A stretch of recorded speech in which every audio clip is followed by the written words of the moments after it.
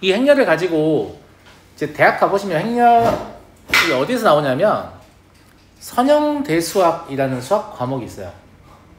리니어 엘지브라라고 하는 이제 거기에서 행렬이 나오는데, 행렬을 아마도 부활을 한 걸 보면 대학에서 부활을 시켜달라고 요청을 한 모양입니다. 대부분 중고등학교까지 뭔가 이렇게 들고 나는 건 이제 교육부에서는 자꾸 뭘 빼려고 해요. 내용을 줄게 만들면 학생들이 수학을 덜 포기하지 않을까. 그리고 대학에서는 자꾸 뭘 넣어달라고 요청해요. 우리는 대학인데 이런 거 우리가 가르치고 있어야 되냐, 이런 차원인 거죠. 네. 행렬이 부활하게 된 이유를 제가 좀 찾아보면, 생각해보면 그냥 그런 것 같습니다. 네. 행렬이 뭔지를 아직 배우지 않았지만 행렬이 실제로 뜻하는 건 뭐냐면 데이터의 저장 방식입니다. 여러분들 지금 앞에 여기 디스플레이 보이시죠? 여기 보면 막 글자도 있고 색상도 있고 막 이렇잖아요. 이게 이제 실제 이 디스플레이 원리를 보시면, 이거 아주 가까이서 관찰해 보면 다 하나의 빛을 내는 점이에요. 이 빛을 내는 점이고, 그 빛을 내는 점이 어떤 색상을 낼 것인지, 그 색상도 숫자로 지정되어 있어요. 전문 용어로 컬러 코드라고 합니다. 모든 색상 숫자를 다 가지고 있습니다. 알겠죠? 그 다음에 그 색상을 선택하고 나면 그 색상의 명도, 밝기는 어느 정도 할 것인지, 무슨 말인지 알겠어요? 뭐 채도, 진하기는 어느 정도 할 것인지, 이런 것들이 다 어떻게 행렬의 형태로 저장되어 있어요. 그리고 그 행렬 신호가 왔다 갔다 하면서 그걸 디스플레이에 뿌리는 거예요. 그러니까 제가 이렇게 움직이면 그 행렬이 바뀌는 겁니다. 그러면서 순간순간 이 디스플레이가 바뀌는 거예요. 바야흐로 AI 시대가 됐잖아요. 그런데 아이들이 데이터의 저장 방식도 모르고 대학생이 되는 건 적절하지 않다라고 판단한 모양입니다. 제 말 무슨 말인지 알겠죠? 네. 그럼 여기 몇 개가 있냐라고 하면 이 점 하나하나가 다 있는 거잖아요. 그러니까 엄청나게 거대한 행렬이 있는 거예요. 그럼 우리 그런 거 배우는 겁니까? 심지어 얘는 3차원, 4차원 매트릭스예요. 그렇게까지 복잡한 건 안 배우고, 우리가 배우는 건 몇 개의 성분만 있는 행렬을 배울 거니까 쫄지 마시고, 근데 기본적인 원리는 똑같으니까 그냥 그렇게 보시면 돼요. 그래서 보면 여기 이제 이렇게 괄호가 있잖아요. 이게 뭐냐면 어디서부터 어디까지 행렬인가를 표현을 해줘야 돼서 이 괄호가 있는 거예요. 그리고 여기 보시면 얘들이 뭐냐, 어떤 특정한 숫자나 문자들이 들어있는 거예요. 이게 지금 뭐냐면 각각의 데이터가 저장된 거죠. 그러면 이렇게 해서 저장했을 때 얻을 수 있는 장점은 뭐냐, 데이터 자체만 저장할 수 있는 게 아니고 이 데이터가 어느 위치에 있는지까지 알 수 있죠. 근데 어느 위치에 있는지를 알려면, 예를 들어서 가로줄의 몇 번째에서 세로줄의 몇 번째에 위치한 데이터다, 이런 말을 해야 될 거 아니에요. 그러니까 가로줄, 세로줄이라는 표현을 쓰지 않고 이 가로줄은 뭐라고 하냐면 행이라고 해요. 세로줄은 뭐라고 하냐면 열이라고 합니다. 그래서 이걸 합쳐서 행렬이라고 부르는 거예요. 이러한 데이터의 저장 방식을 행렬이라고 부르는 거예요. 밑에 다 적을 거니까 지금 안 적어도 돼요. 개괄적으로 설명해 주는 거예요. 행렬이라고 부르는 거고, 행열이잖아요. 행이 가로 방향이죠. 열이 세로 방향이죠. 그러니까 니네 플러스 기호 쓸 때 이렇게 쓰지 않니? 혹시 이렇게 쓴 도라이 있니? 없니? 그러면 플러스 기호를 쓸 때 행열이다, 이런 방향은 안 헷갈릴 거예요. 두 번째로 이제 행을 영어로 row라고 하고 열을 영어로 column이라고 하거든요. 근데 이제 column은 뭐 기고문도 있지만 그 건축물에서 기둥을 뜻하거든요. 들어본 적 있죠? 예. 기둥의 방향이 이렇게 생긴 거 없잖아요. 예, 이렇게 생겼다라고 생각하시면 행과 열을 혼동하지 않을 수 있겠다, 이 정도 말씀을 좀 드리고요. 이것저것 다 어려우면 더하기 기호라 똑바로 쓰세요. 그러면 누가 행이고 누가 열인지 알게 되니까. 알았어요? 그래서 여기 I행, 제2열 이렇게 붙어있는 걸 보면 행마다 번호로 이름을 짓는 모양이죠. 그럼 제1행, 제2행, 제3행 이런 식으로 제1열, 제2열, 제3열 이런 식으로 이름을 짓는다 라고 보시면 될 것 같습니다. 그래서 행렬 정의를 보면 저처럼 얘기는 안 해줘요. 그렇게 친절하지 않거든요. 정의 써볼게요. 수학에서 말하는 행렬 정의는 수 또는 문자를 직사각형 모양으로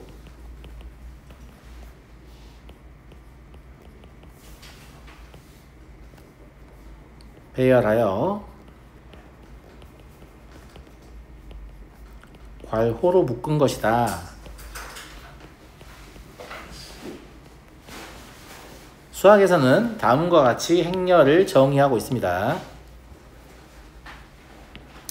그러면 그 행렬 안에 들어있는 수 또는 문자가 있잖아요. 걔를 뭐라고 하냐면 성분이라고 합니다. 그래서 얘는 행렬을 구성하는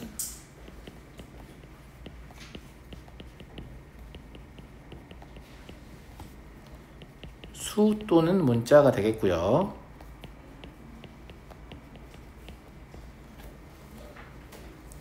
그 다음에 행 설명 드렸잖아요. 행은 가로예요, 세로예요? 가로입니다. 그래서 행렬에 가로줄을 행이라고 하고, 열은 행렬의 세로줄을 열이라고 합니다.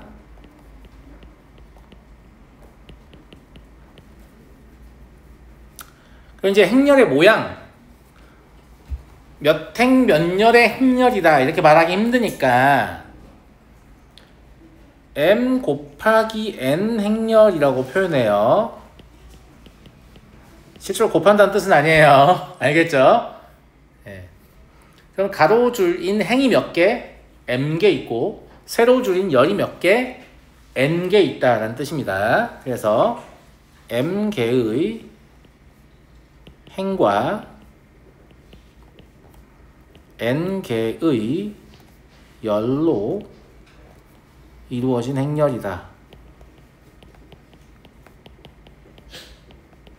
이렇게 말하고요. 이걸 m 곱하기 n 행렬이다 라고 읽기도 하고, 선생님에 따라서는 m by n이다 이렇게 읽기도 할 겁니다. 대학에서 나온 교재들에서 그렇게 읽기 때문에 그렇고요. 저는 웬만하면 m 곱하기 n 행렬이라고 교육과정에 명시된 대로 읽도록 하겠습니다. 알겠죠? 그 다음에 여기 보면 직사각형 모양이라고 했거든. 직사각형은 뭘 포함하죠? 정사각형을 포함하죠. 그러니까 행의 개수와 열의 개수가 똑같은 상황이 있을 거 아닙니까? 그런 상황은 걔를 특별히 정사각행렬이라고 불러줍니다. 그래서 정사각행렬, 얘를 행의 개수와 열의 개수가 같은 행렬이고요.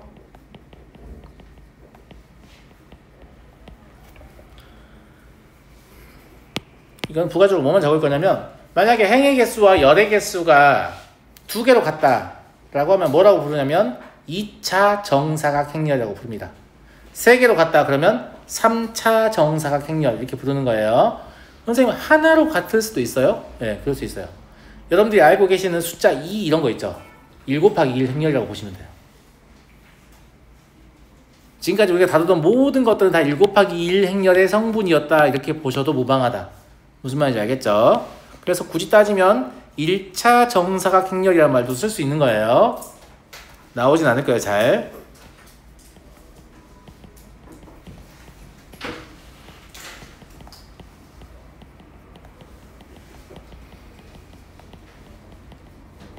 (1차) (2차) (3차) 이런 식으로 몇 곱하기 몇인지를 차수를 이용해서 표현합니다. 여기까지 다 이해되셨나요? 자, 그럼 바르게 이해했는지 확인하는 문제를 좀 풀어보도록 하겠습니다. 자, 이거 뭐라고 부를 수 있겠어요? 그렇죠. 3차 정사각 행렬입니다. 아이, 똑똑해. 배우자마자 이렇게 마스터를 했군요. 아주 훌륭해요. 그럼 여기서 제3행을 구하라고 했어요. 제3행. 근데 이제 문제 답하기 전에 실제 숫자가 들어있는 행렬을 보는 건 처음이잖아. 맞아요, 맞아요. 쓸 때 되게 주의해야 될 것 같지? 무슨 말이냐면 컴마 같은 걸 찍어서 구분하지 않거든요. 적당한 간격을 두고 이렇게 써야지, 그냥 내 마음대로 이렇게 써야지 이렇게 하면 이게 마치 -3과 25 이런 것처럼 인지가 되죠. 조심해야 돼요. 컴마 찍으셔도 안 됩니다. 적당한 간격을 두고 구분을 하셔야 한다 이 말입니다. 컴마를 찍으면 안 돼요. 안 돼요. 찍으면 틀려요. 네, 틀립니다. 찍도록 안 되어 있기 때문에. 알겠죠? 네, 찍도록 안 되어 있어요. 자, 그럼 여기가 1행, 여기가 2행, 여기가 3행이니까 3행 구하라고 하면 뭐라고 쓰면 돼요? 4, 0, -2 이렇게 쓰면 당연히 안 됩니다. 왜냐하면 3행도 여전히 행렬이기 때문이죠. 그래서 이렇게 괄호를 쳐서 써야 됩니다. 그런데 여기서 컴마를 쓰면 컴마를 찍으면 어떤 느낌이 되죠? 4, 0, -2 순서쌍이 되죠. 이건 나중에 고3 때 기하에서 배우시는 공간 좌표의 개념이 돼서 전혀 다른 뜻이 됩니다. 그러니까 컴마 찍으면 안 됩니다. 내가 불편하니까 컴마 찍어도 되는 거 아니냐? 안 돼요. 안 됩니다. 예. 자, 제1열 써볼까요? 제1열이면 마삼하고 2라고 4라고 쓸 수 있죠. 마찬가지로 이것도 이렇게만 쓰면 된다, 안 된다? 안 돼요. 이것 또한 행렬이니까 이렇게 괄호를 쳐서 나타낼 수 있어요. 행렬에서 괄호를 생략할 수 있는 경우는 단 하나입니다. 1 곱하기 1 행렬. 네, 그럼 그 열은 세로를 쓰고 행은 가로로 써요. 그렇죠. 이건 처음부터 했던 얘기인데 예.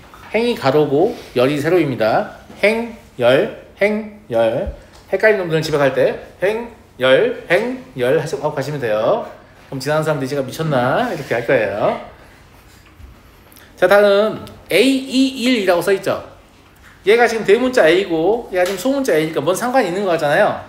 그죠? 뭐냐면 A라는 행렬 중에서 21이라는 뜻은 아닐 거 아닙니까? 2행 1열의 성분은 무엇이냐 이런 뜻입니다. 그러니까 문제를 풀면서 이런 것들을 자연스럽게 습득하게끔 해놨어요. 알겠죠? 그럼 2행 1열의 성분이면 얘잖아요. 그러니까 뭐라고 해야 돼요? 1이라고 쓰시면 돼요. 이해하시겠죠? 그럼 가로 쳐야 되죠. 예? 가로 쳐야 되죠. 제가 아까 1 곱하기 1 행렬은 괄호를 생략할 수 있다고 말했죠. 수업을 듣고 있는 건가요? 괜찮아요. 예. 혹시 이제 본인이 필기할 때 제가 얘기하는 바람에 못 들었을 수도 있잖아요. 그럼 다시 물어보세요. 괜찮습니다. A13은 뭐라고 적혀 있어요? 1행 3열의 성분이죠. 그럼 1행 3열에 누가 있나요? 아니 1행 3열이니까 여기죠? 누가 있나요? 5가 있죠. 그래서 여기는 5가 있다. 이렇게 보시면 됩니다. 이렇게 행렬이 있는데 사실상 이제 이 A21, A13 이런 거는 어디냐? 위치를 지정할 수 있는 거잖아요. 그러니까 데이터가 저장된 주소를 입력할 수 있는 그런 관점이라고. 알겠니? 너네가 컴퓨터를 어느 정도 난 잘 모르는 기술 과정 시간에 컴퓨터 배우잖아요. 맞아요. 정보 시간에 배워요? 네, 죄송합니다. 제가 중학교 졸업한 지 너무 오래돼가지고 정보 시간에 컴퓨터를 배우면 컴퓨터의 구조에 대해서 간단하게 배울 거예요. 뭐 CPU, 중앙 처리 장치가 있다는 둥, 마더보드 혹은 메인보드라고 부르는 보드가 있다는 둥, 아니면 뭐 주 기억 장치 중에 뭐 캐시 메모리 뭐 이런 것도 나오고, 램, 그죠? 랜덤 액세스 메모리 뭐 이런 것도 나오고, 보조 기억 장치 중에 HDD 이런 것도 나오고, HDD는 이제 하드디스크 드라이브 얘기하는 건데 요즘 잘 안 쓰죠. 요즘 SSD를 많이 쓰잖아요. Solid State Drive라고 해서 하여튼 그렇습니다. 그러면 여러분들 그 이제 보조 기억 장치 내에 내가 막 작업한 문서 같은 걸 저장을 하잖아요. 그럼 저장을 하면 그거 필요하면 꺼내 쓰는 거잖아. 필요하면 꺼내 쓰는 건데 주소를 모르면 꺼낼 수가 있어요, 없어요? 없어요. 그래서 모든 보조 기억 장치에는 MBR, 마스터 부트 레코드라고 해서 각각의 데이터가 저장되어 있는 주소만 따로 저장하는 영역이 따로 있습니다. 그리고 이제 우리가 이제 이거를 데이터를 지우고 싶을 때 그걸 실제 지울 수 있냐? 못 지웁니다. 우리가 지울 수 있는 건 주소를 엉클어뜨리는 거예요. 주소를 엉클어뜨리면 어떻게 되냐면 어디인지 몰라요. 그래서 없는 것처럼 보입니다, 우리한테. 그래서 그런 거 본 적 있죠. 막 범죄 수사할 때 컴퓨터를 막 다 지웠는데 포렌식, 디지털 포렌식을 해서 원래 있던 데이터를 다 복구하잖아요. 그게 왜 가능하냐면 애당초 지워지는 개념이 없어요. 지우개로 막 지우는 게 아니에요. 그냥 주소만 딴 데로 바꿔버리면 컴퓨터는 얘가 없다고 인지하고 비어있다라고 생각합니다.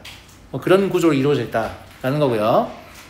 뭔 얘기를 하면 이렇게 됐네요. 예, 아무튼 우리 정보 시간 아니지만, 그래서 행렬 이런 게 데이터가 저장되어 있는 위치를 지정하는 그런 개념이다. 그래서 어떤 데이터가 어느 위치에 저장되어 있는 데이터가 무엇인지, 혹은 어떤 숫자는 어느 위치에 저장되어 있는지 이런 것들을 생각해낼 수 있다라는 거죠. 이해하시겠어요? 자, 넘어가 보겠습니다. 다음은 행렬을 다음과 같이 정의를 할 수도 있습니다. 이게 뭐냐면 행과 열의 번호를 가지고 행렬의 규칙을 말할 테니 너가 그 행렬을 직접 만들어 보거라 라는 겁니다. 자, 행렬의 규칙이 뭐라고 되어 있냐면 i는 j일 때 무슨 뜻입니까? 여기를 보시면 알겠죠? 무슨 뜻이에요? 행의 번호와 열의 번호가 같은 성분은 전부 2이다 라는 뜻입니다. 2 없죠? 네, 자, 이 뭐라고 써있습니까? 행의 번호와 열의 번호가 다른 성분은 전부 무엇이다? 0이다. 이렇게 되어 있는 거죠. 이해하시겠죠? 단 ij는 1, 2, 3이다. 무슨 뜻입니까? 무슨 뜻이에요? 3 곱하기 3 행렬이라는 뜻입니다. 만약에 i는 1, 2고 j는 1, 2, 3이라고 적혀있어요. 무슨 뜻이에요? 2 곱하기 3 행렬이라는 뜻입니다. 여기까지 보셔야 됩니다. 이거 안 보고 하시면 안 돼요. 그럼 얘는 3차 정사각 행렬일 겁니다. 그래서 이 A라는 놈은 다음과 같이 구성이 되어 있을 텐데 여러분들 이해를 돕기 위해서 제가 이거 안 쓰셔도 돼요. 누가 이렇게 두껍게 해놨어 이거? 누구야? 여기 A12, 11이죠? 네, 11, A12, A13, 그 다음에 A21, A22, A23, A31, A32, A33 이렇게 써드리는 이유는 아직 행렬에 대해 익숙하지 않기 때문에 행과 열의 번호가 같은 아이들이 어디 있는지 잘 모르실까봐 지금 잘 보이시라고 표시해 준 겁니다. 맞아요? 그럼 문제의 규칙에 따르면 얘는 뭐가 돼야 돼요? 2가 돼야 되죠. 이게 뭐가 돼야 돼요? 2가 돼야 돼요. 이게 뭐가 돼야 돼요? 2가 돼야 됩니다. 나머지 전부 다 뭐가 돼야 되죠? 뭐가 돼야 돼요? 0이 돼야 됩니다. 무슨 말인지 이해하시겠죠? 이해됐나 친구들? 이해됐어? 그리고 정사각 행렬의 경우에 이쪽 방향으로 행과 열이 같은 성분들이 쭉 나열되죠. 그쵸? 그래서 요 선을 뭐라고 부르냐면 주대각선이라고 부릅니다. 실제 있는 명칭이니까 알고 계셔야 돼요. 그러면 주대각선에 관한 언급을 하려면 무슨 행렬이야겠다? 정사각 행렬이야겠다라는 것도 알 수 있습니다. 아, 정사각 행렬은 주대각선을 가지고 있구나. 이걸 알고 있으면 여기를 읽을 때 뭐라고 읽어요? 주대각선의 성분은 모두 2이고 이렇게 읽을 수 있는 거죠. 나머지 성분은 모두 0이다. 괜찮잖아요. 그러니까 이름을 짓는 건 다 조금이라도 편리하게 이것을 다루기 위함이라 그런 거니까 뭔가 새로운 게 나올 때마다 아, 존나 짜증나네 이렇게 하시면 안 됩니다. 수학자들도 새로운 거 만드는 걸 되게 싫어합니다. 웬만하면 있던 걸로 쓰려고 해요. 하지만 너무 편리하기 때문에 뭔가 자꾸 만들어 쓰는 거예요. 아시겠죠? 네, 그렇다고 보시면 됩니다. 자, 두 번째 거 볼까요? 두 번째 거 보시면 뭘 할 수 있죠? 2 곱하기 3행렬이다. 아, 훌륭합니다. 그래서 이 A를 써본다라고 하면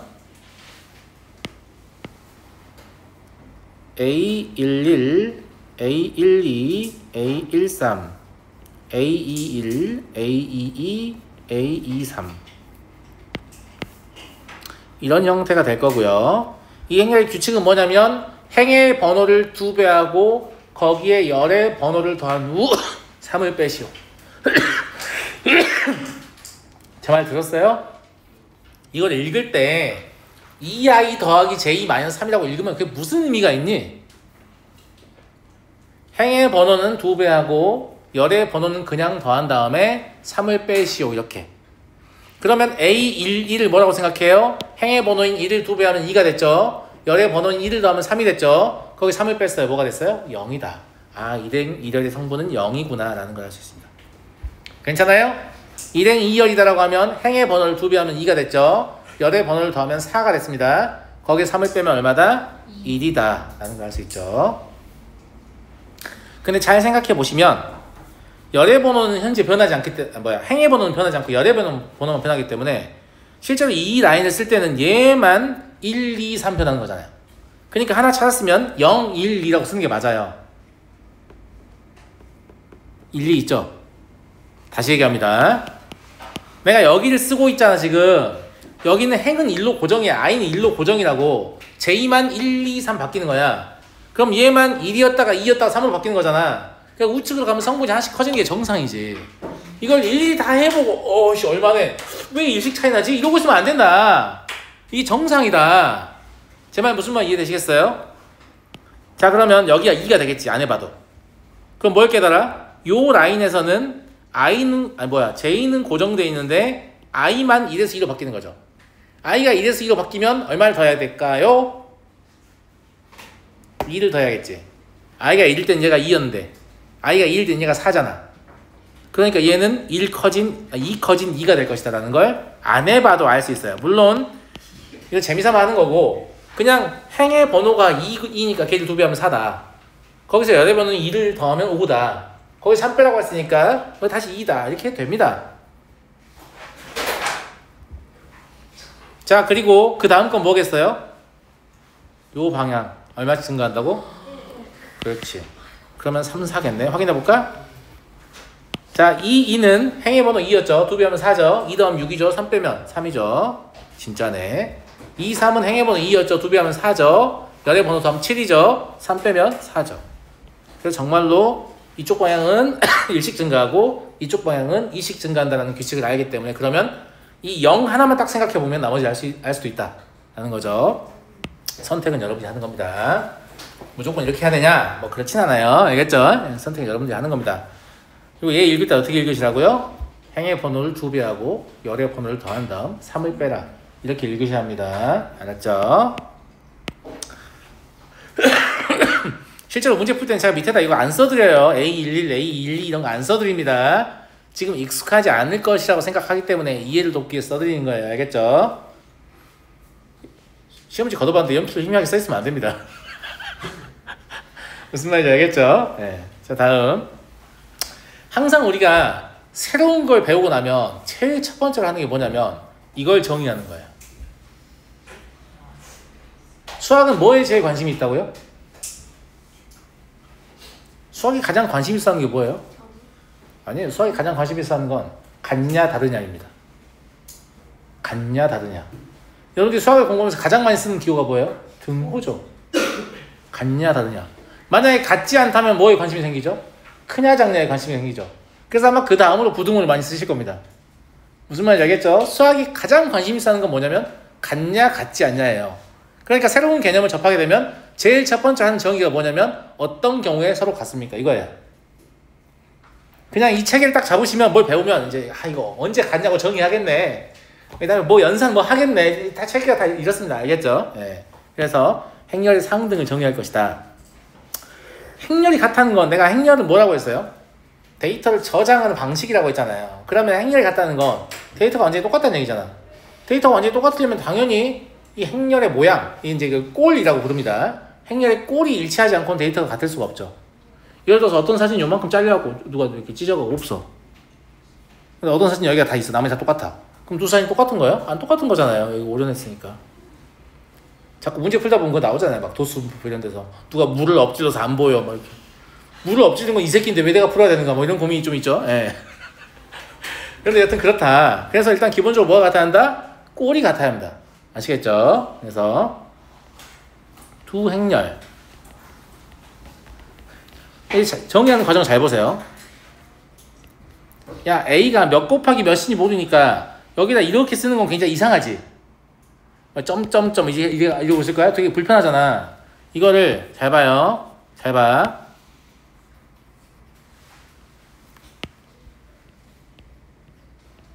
이렇게 쓰면 i에다 뭔가 넣고 j에다 뭔가 넣으면 숫자 나오겠지? 그리고 괄호를 쳐요. 왜 괄호를 쳐야 되지? 얘는 행렬이니까. 이 행렬의 성분은 하나라는 뜻이 아니에요. 몇 곱하기 몇일지 몰라. i에 뭘 넣느냐 j에 뭘 넣느냐 해서 얼마든지 뭐가 만들어질 수 있는 거지. 근데 그걸 일반적으로 이렇게 표현할 수 있다고. 물론 여러분들이 쓸 일은 거의 없을 거지만 쓸 줄 알면 편리하겠죠. 알겠죠? 네.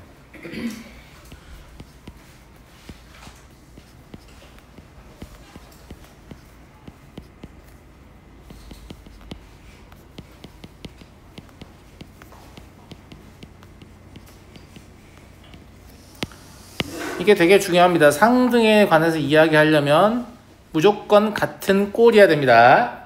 같은 꼴이 아닌데 상등을 이야기한다는 건 상등신입니다. 선생님. 개소리예요. 네, 자, 네, 원래 행렬 쓸 때 I하고 J를 제일 많이 쓰죠. 네, I하고 제일 많이 씁니다. IJ. 아재? 제가 아재라서 그런가 봐요. 네. 자, 모든 I와 J에 대하여 AIJ는 bij. 이걸 이대로만 써도 사실 충분하거든. 이걸 한글로 부연 설명을 하면, 즉 대응한다는 말이 같은 위치에 있다는 얘기예요. 성분이 서로 같을 때.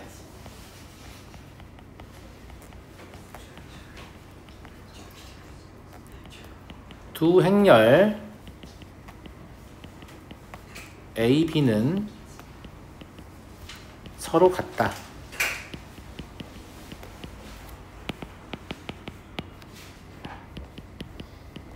서로 같다하고 똑같은 말이 상등입니다. 서로 상자에 같을 등자입니다. 당연히 어떻게 나타나겠어요? A는 B로 나타나겠죠.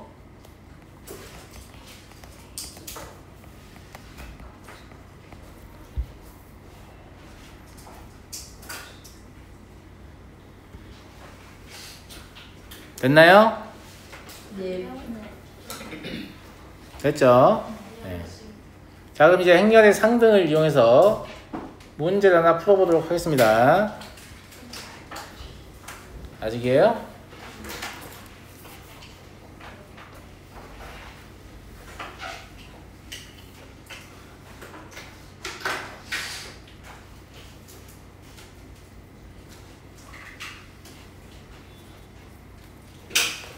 자, 밑에 봐볼게요. 이 두 개 행렬은 같을 수 있죠. 왜요? 뭐가 같기 때문에? 뭐가 같기 때문에? 모두기 다 컸기 때문에. 꼴이 같기 때문에. 행렬의 상등을 정의하려면 뭐가 같아야 한다고? 꼴이 같아야 한다고요. 지금 왼쪽에 있는 행렬도 2차 정사각 행렬, 오른쪽에 있는 행렬도 2차 정사각 행렬이기 때문에 꼴이 같죠. 그럼 같을 수가 있네요. 그럼 대응하는 각 성분이 같다고 했으니까 2u 더하기 1은 2z-1 하고 같아야겠네요. 선생님 편집을 약간 잘못했는데 여기 떨어져 있는 겁니다. 간격을 좀 더 뗐어야 될 것 같죠. 이렇게 간격을 잘 떼지 않으면 저게 1행 1열 성분이 얘고 2행 2열 성분이 얘인지, 1행 1열 성분이 얘고 1행 2열 성분이 얘인지를 알기가 어려워집니다. 무슨 말인지 알겠죠? 적당히 간격을 떼서 쓰시고, 그 다음에 3z-5는 마이너스 2y가 되겠습니다. y-2는 마이너스 4. 아이 똑똑해요. 하나를 가르쳐주면 둘을 하네요. 2x는 u. 어이 좋아요. 선생님한테 이렇게 유 하고 반말하면 안 돼요. 네. 개소리였어요. 네. 자, 그래서 이렇게 연립방정식 그냥 풀면 되죠. y 먼저 푸는 게 제일 좋겠지. y가 마이너스 2입니다. 그럼 얘를 가지고 z를 구할 수 있죠. z는 얼마예요? 3이에요. 그럼 z를 가지고 u를 구할 수 있죠.